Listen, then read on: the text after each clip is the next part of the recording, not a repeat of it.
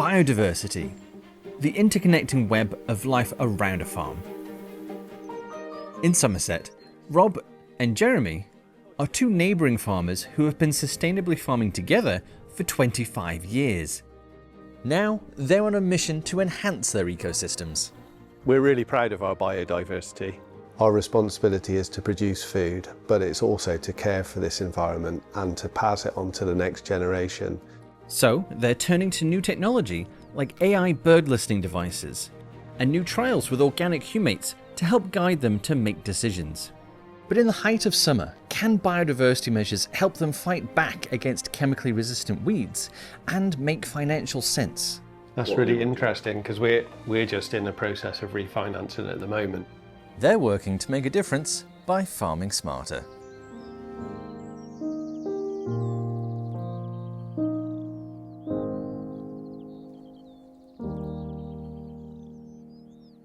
It's a hot July day in Stratton-on-the-Foss. You going to get your overalls off today? I will do, yeah. Yeah, definitely. Keep them on. I'm hoping it'll rain if I leave them on. One of their tractor men, Josh, is on holiday, leaving Rob and Jeremy to share his work between other staff members, Fred and Jamie. With the tasks divided, Fred and Jamie set off.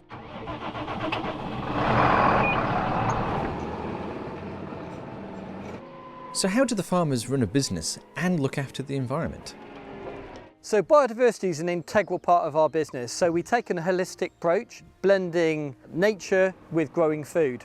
Biodiversity is what it says. It's a diverse biological ecosystem. So that encompasses soil, water, the crops we grow, the other plants and animal life that's in our field, insects, mammals, birds.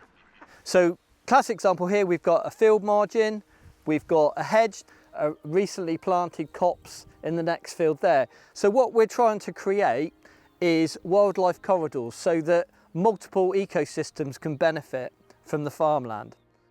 At neighbouring Manor Farm, Rob has also long been supporting nature. We've got a crop of spring barley here, and then on the edge of the field here we've got a 6-metre margin. You can see the amount of seed in it is just good for small mammals and insects. And also there's quite a lot of berries going to come on the hedge. So how we manage the hedges is we cut them 1 year in 3, and we cut them in an A shape that helps to benefit the habitats for the birds and the small mammals. It's important to me to have that full range of flora and fauna as an indicator that the land is healthy and that it's sustainable going forward. So this is our herbal ley. It's a multi-species mix. It's actually got 20 different species. So we've got grasses, herbs and legumes. So for these guys, it's like a huge buffet table. You know, we're in the middle of a drought at the moment. The best thing about these is it's got 4 different clovers that are still producing grass for the cattle. We've got other fields on the farm, permanent pasture, that's actually sort of all burnt up, no grass regrowing at all. It was something that our fathers were doing before we sort of took up the tenancies. So for us it's commonplace, but I'd say it's only really in the last 18 months to 2 years where there's been sort of more of a focus on regenerative integrated farm management. You know, we can use technology, look at the yield data of a crop, and if it is continually under yielding, then that's the place where you put some of these conservation measures. And that's why we're quite interested in adopting that technology and knowing about it. So I've just come through the hedge into one of our species-rich grasslands. Yeah, this is one of my favourite places on the farm. It's so quiet, it's abundance in wildlife. Yeah, you can come up here over a summer's evening and just hear the bird song. Quite often you'll see deer walking down through the valley here. And this field, basically, we've not applied any fertiliser or chemicals since World War II, so it's organic. It's like the jewel in the crown, if you like, right in the middle of one big arable block. Also supporting today is canine companion Fred and Jeremy's daughter Eloise.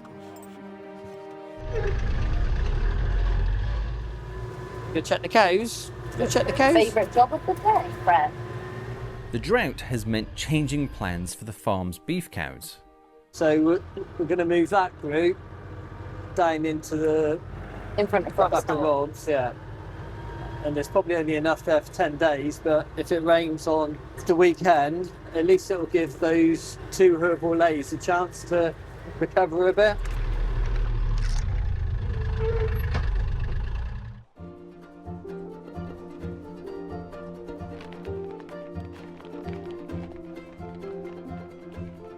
So although Rob hasn't got sheep down here at Manor Farm now, it's actually helped us out because of the drought. We've become really short on grazing grass. So we moved these calves in here last weekend.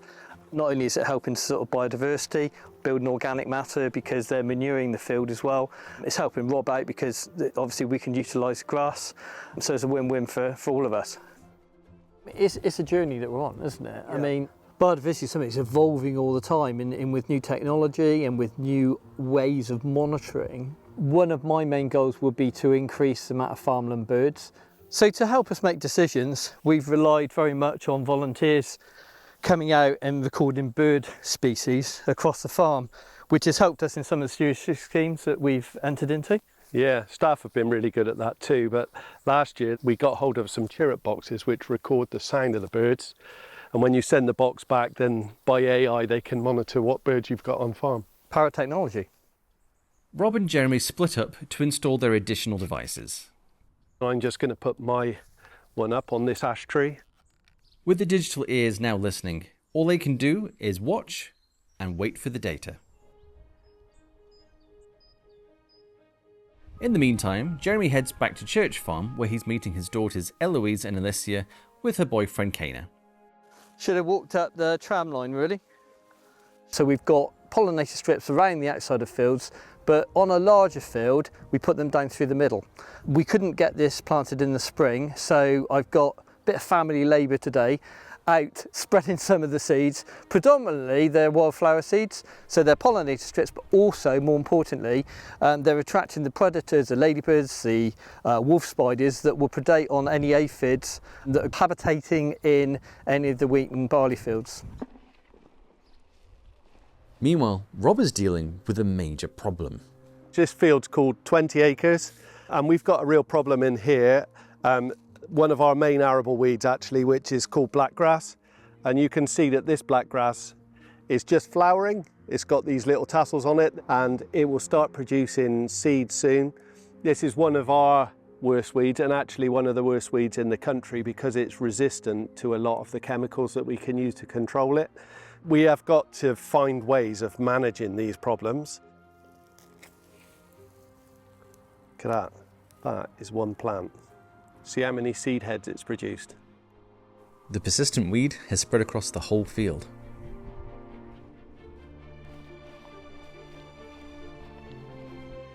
There are still a few plants here, but I don't think it's economic.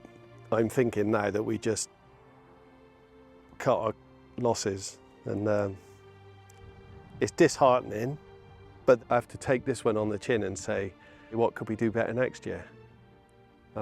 I think that's all you can do, really. So at the moment, we haven't used insecticides on the farm we're on our 8th year now, but we want to go further than that. We want to reduce the amount of herbicides, but also fungicides.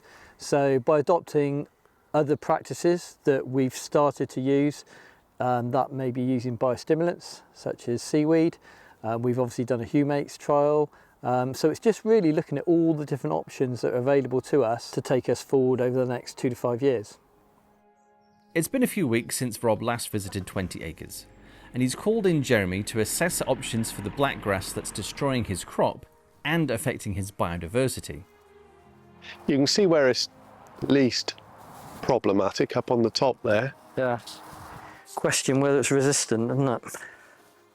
He's also asked Tom, a sustainability expert, to come along and vet their ideas. Tom, we've been trying to deal with blackgrass in a number of ways. We've bought a KRM drill which has wider row spacings, and we're looking at the possibility of inter-row hoeing, laser dealing with weeds, inter-row spraying. Spot spraying as well. well. Spot spraying, yeah. Any tips or advice? So depth of recently released the DOP funding, which is accelerating development of practices and technologies. So these are grants of £50,000 to £100,000 for projects of 1 to 2 years. So it's farmers looking to collaborate together and test and trial practical projects. What's the process from our point of view from day one? DEFRA and Innovate, who are managing this, have put in place a support hub, and they'll guide you through everything from the application phase all the way through the grant, all the way through the project itself, and also at the end where you'll be able to share the results of this with other farmers. Yeah, sounds great. Yeah, food for thought. I think it's a good opportunity, not to be missed. The chirp devices have been busy listening to Rob and Jeremy's environments, and farm technology specialist Ross has come to reveal the results. The fact that you're not spraying insecticides, Yeah. there's a good bird count here on both farms. It shows that there's obviously feed there and habitat to invite these birds in and to support them. So, Jeremy, you've got a total of 48 birds species. I was going to say birds. 48 birds, we've got more than 48 birds. Of that 48 species, there's actually a living red list. Oh, wow. Rob, on your 2 sites, we've got 43 species and 7 red lists. You didn't know it was competition, did you? No, I didn't know. But I think the important thing is it's given us a solid benchmark. Yes. This shows that the biodiversity is working. We have worked on a project in the past where the farmer actually managed to get better borrowing from their bank and better milk price because they had the data to support. That's really interesting because we're just in the process of refinancing at the moment, and our bank is saying that there's some advantageous interest rates to be had if we can prove that we've got biodiversity on the farm. Exactly.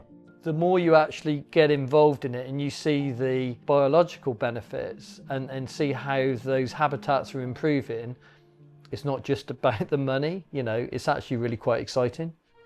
So while the method of dealing with blackgrass at 20 acres is yet to be decided, Rob's come to assess the results of another method, letting nature do the work.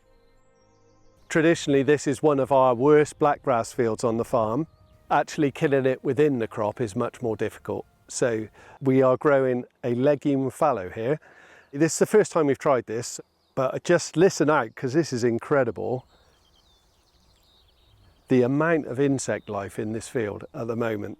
I turn around and I can just see loads of different types of bees and different pollinators. It is incredible. The government are giving support at the moment to grow a legume fallow. A legume fallow is basically multiple species of legumes, which are things like beans, peas, but these in particular are types of clovers and vetches. And you can probably see that there's lots of different coloured heads. You get paid to just plant the seed and to keep the field topped off so that the blackgrass can't go to seed.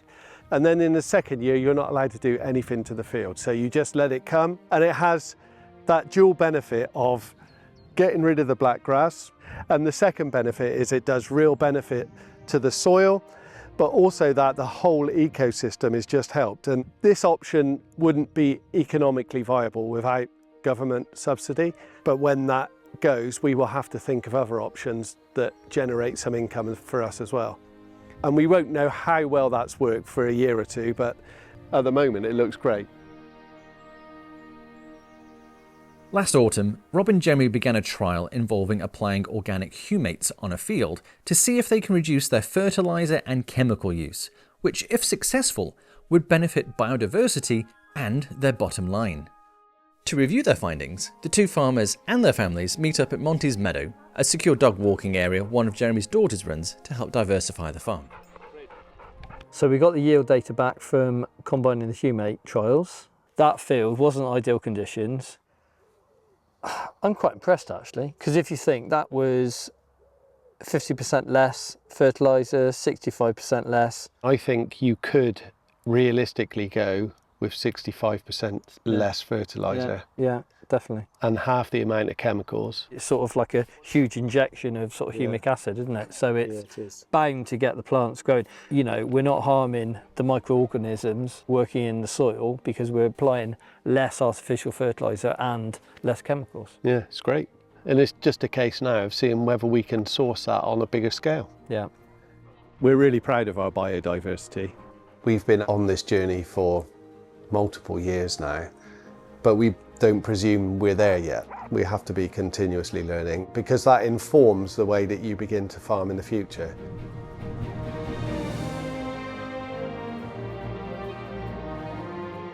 In our final episode, Rob and Jeremy face the future. Will a carbon audit show their net zero efforts are working?